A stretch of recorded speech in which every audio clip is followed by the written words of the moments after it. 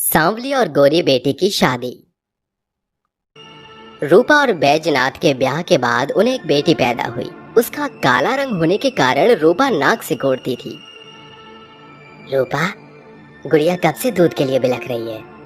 रोती है तो रोने दो। मैं इस काली कलूटी को अपना दूध हरगिज नहीं पिलाऊंगी। इसका ये काला रंग मेरी आंखों में चुभता है। पत्थर दिल रूपा रागिनी का काला रंग देख मुंह फेर कर उसे रोता हुआ छोड़ देती है। तभी बैजनाथ उसे गोद में उठाकर चुप कराता है। कुछ समय बाद रूपा दूसरी बार गर्भवती होती है, जिससे उसे एक गोरी बेटी पैदा होती है। मेरी चांद का टुकड़ा, तूने मेरा मान बढ़ा दिया। तू ही मेरी असली बेटी है। जहाँ एक तरफ रूपा अपनी गोरी बेटी श्वेता को सीने से लगाकर रखती, तो वहीं रागिनी को उसके काले रंग की वजह से दुत्कार दिया करती। वक्त के साथ दोनों विद्यालय जाना शुरू करती हैं। माँ, मेरी भी चोटी बना दो। बेड़ा गर्ग हो तेरा। सवेरे सवेरे अपना काला थोबड़ा लेकर चली आई। भाग यहाँ से, वरना इस काली चमड़ी को उधेड़ कर रख दूंगी। नन्ही रागिनी माँ का रूखा बर्ताव देख फूट फूट कर रोती है। रूपा का कठोर व्यवहार देख बैजनाथ चुप्पी तोड़कर कहता है, अरे तुम्हारा ये भेदभाव देखकर कभी कभी तो यकीन ही नहीं होता कि रागिनी को तुमने अपने ही कोख से जन्म दिया है। अच्छा, तो अब वो काली कलूटी मेरे खिलाफ तुम्हारे कान भर रही है। मेरी सिर्फ एक ही बेटी है, श्वेता। मैं उस कोयले की खान को अपनी बेटी नहीं मानती। बैजनाथ के लाख समझाने पर भी रूपा काले गोरे का भेदभाव करना नहीं छोड़ती। वक्त के साथ दोनों बहनें बड़ी होकर कॉलेज जाने लगती हैं। दोनों के बीच का प्यार देख रूपा अपनी गोरी बेटी श्वेता और रागिनी में दूरियां पैदा करने के लिए फूट डालती हुई कहती है, श्वेता, तू बहुत भोली है। तेरा दिल तेरे चेहरे के रंग की तरह है, एकदम साफ। लेकिन उस काली कलूटी रागिनी का दिल एकदम उसके रंग के जैसा काला है। वो तेरे सुंदर रूप से जलती है। माँ, आप एकदम सही कह रही हो। रागिनी श्वेता के पास आकर कहती है, श्वेता, चलो बाजार चलते हैं। श्वेता के मन में उसकी माँ की कही भड़काऊ बातें घर कर जाती हैं और वो रागिनी का हाथ झटक कर कहती है, अपनी ये काली परछाई मुझसे दूर ही रखो। मैं जानती हूँ कि तुम मेरी सुंदरता से जलती हो। श्वेता, ये तुम कैसी बातें कर रही हो? क्यों री अमावस की काली रात? सुना नहीं तूने, मेरी बेटी तेरी काली सूरत नहीं देखना चाहती। रागिनी भागती हुई अपने आप को कमरे में बंद करके कहती है, क्यों भगवान, आखिर तूने मुझे इतना पक्का रंग देकर क्यों भेजा? क्या इंसान के लिए उसका रंग रूप ही सब कुछ है? उसका व्यवहार कोई मायने नहीं रखता? एक सवेरे जब दोनों बहनें कॉलेज जा रही थीं, तो मोहल्ले की औरतें बातें बनाते हुए कहती हैं, अरे सविता, हूँ देखो, हंस के साथ काला कौआ चला आ रहा है। सच कहा भुलवा तूने। एक कोयला है तो एक दूजा चमकता हीरा है, या फिर यूं कहें कि एक दिन का उजाला तो एक रात का अंधेरा। तुम बहन के नाम पर मेरे जीवन में लगा काला धब्बा हो। तुम्हारे साथ मेरी भी खिल्ली उड़ रही है। रागिनी सभी बातों को नजरअंदाज करके अपनी पढ़ाई पर ध्यान देती थी और मन लगाकर पढ़ती थी। साल के अंत में दोनों बहनें परीक्षा का परिणाम लेकर घर आती हैं। पिताजी, मैं पूरे कॉलेज में फर्स्ट आई हूँ। मुझे तुझ पे पूरा भरोसा था बिटिया। भगवान तुझे खूब पढ़ाई और तरक्की दे। जले पर नमक छिड़कना तो कोई तुम बाप बेटी से सीखे। यहाँ मेरी बेटी फेल होने के कारण रो रो कर बुरा हाल किए बैठी है। पूरे साल तो उसने साज श्रृंगार में बिताया है, लेकिन रागिनी की सफलता उसकी कमर तोड़ मेहनत का नतीजा है। वक्त के साथ बैजनाथ अपनी बेटियों के लिए रिश्ते तलाशने लगता है। एक सवेरे उनके घर रागिनी को देखने एक रिश्ता आता है। तो कहिए बहन जी, क्या फैसला है आपका? माँ, मुझे इस ब्लैक ब्यूटी से शादी नहीं करनी। मुझे इसकी छोटी बहन पसंद है।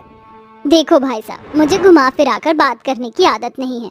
मुझे अपनी बेटी के लिए आपकी छोटी बेटी श्वेता पसंद है। लेकिन बड़ी बेटी के रहते हम छोटी की शादी कैसे कर सकते हैं? तो फिर हमारे यहाँ रुकना बेकार है। चल बेटा, जरा रुकिए, मुझे ये रिश्ता मंजूर है। रूपा बैजनाथ का हाथ पकड़कर उसे अलग से ले जाकर कहती है, इतने अच्छे रिश्ते को मैं हाथ से जाने नहीं दूंगी। तुम्हारी काली बेटी के चलते मैं अपनी गोरी बेटी की खुशियाँ क्यों न्यौछावर करूं? उन्होंने सामने से श्वेता को पसंद किया है जब। अरे पत्थर दिल औरत, जरा तो सोच। रागिनी को ये पता चलेगा तो उस बेचारी पर क्या बीतेगी? पिताजी, मुझे इससे कोई आपत्ति नहीं। बड़ी धूमधाम के साथ श्वेता की शादी हो जाती है और वो अपने ससुराल चली जाती है। आज मेरा दिल बाग बाग हो गया क्योंकि मेरी गोरी बेटी का घर बस गया, करोड़पति घर की बहू बनी है वो। अगले दिन गांव के लोग जमा होकर रागिनी की बातें बनाते हुए कहते हैं, राम राम, न जाने कैसे माई बाप है, बड़ी बेटी के रहते छोटी का ब्याह कर दिए है। अरे इनके इस करनी के चलते कल को हमारी बेटियों के लिए भी रिश्ते आने मुश्किल हो जाएंगे। ये सुन रूपा गुस्से से बौखलाई हुई घर आकर कहती है, इस सत्यानाशनी काले टीके के चलते मुझे गांव समाज की इतनी बातें सुननी पड़ रही हैं। माँ, आपको सिर्फ अपनी और जमाने की पड़ी है, लेकिन मेरा क्या? बचपन से मैं आपके प्यार को तरस रही हूँ। आपकी डांट फटकार को भी आशीर्वाद समझकर चुप रह जाती हूँ कि कभी तो आपका दिल पिघलेगा। आपने मुझे अपनी ही कोख से जन्म दिया है, फिर एक मेरे काले रंग के कारण ऐसा सौतेले से बर्ताव क्यों? रागिनी की कड़वी बातें रूपा को सच का आईना दिखा देती है और रूपा को अपनी गलती पर भारी पछतावा होता है। गुड़िया, मुझे माफ कर दे। जिस उम्र में मुझे तुझे आंचल की छांव में रखना था, मैंने तुझे धूप में बिलखने को छोड़ दिया। माँ, मुझे आपसे कोई गिला नहीं। जब आप पास होकर भी मेरे पास नहीं थी, तब मैंने कॉलेज में डॉक्टरी की पढ़ाई शुरू की थी। पिताजी इस बात से वाकिफ हैं। आज मुझे जाना होगा माँ। रागिनी की जी तोड़ मेहनत से वो शहर के बड़े संजीवनी अस्पताल में डॉक्टर बन जाती है, जहाँ हेड डॉक्टर आलोक उसके दिल में घर कर जाते हैं। मैं जानती हूँ कि मेरा ये लगाव सिर्फ मुझे घाव देगा। आलोक सर इतने सुंदर हैं, मैं तो उनके पैरों की धूल के बराबर भी नहीं। मुझे पीछे हटना होगा। आलोक भी मन ही मन रागिनी को चाहने लगा था, पर दोनों अपने दिल का हाल बताने से डरते थे। तकरीबन 6 महीने बाद रागिनी छुट्टी लेकर घर लौटती है, जहाँ पूरा गांव उसे लेने स्टेशन आया होता है। आप सबको मेरे आने की खबर किसने दी? मैंने रागिनी। डॉक्टर आलोक, आप यहाँ? बेटिया, इसी खास वजह से तो तुझे गांव बुलाया था। इन्होंने तुझे पसंद किया है। रागिनी एक हल्की सी मुस्कान देकर चुप्पी साध लेती है और सभी गांव वाले वहां आ जाते हैं।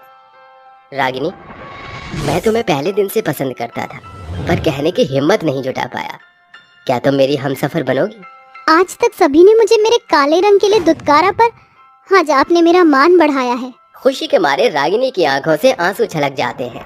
अब जो संजोग मिल गए हैं तो विवाह में देरी नहीं होनी चाहिए। मेरी बच्ची, शादी का हर दिन ये माँ तेरे लिए यादगार बना देगी। हमने तुझे तेरे काले रंग को लेकर कितना कोसा, पर हम भूल गए थे कि कान्हा भी काले थे। तूने डॉक्टर बनकर इस पूरे गांव का नाम रोशन किया है। अब हमारी बारी है कि हम तेरी शादी का सपना धूमधाम से पूरा करें। सभी जन मिलकर पूरा गांव फूलों और लड़ियों से सजाते हैं।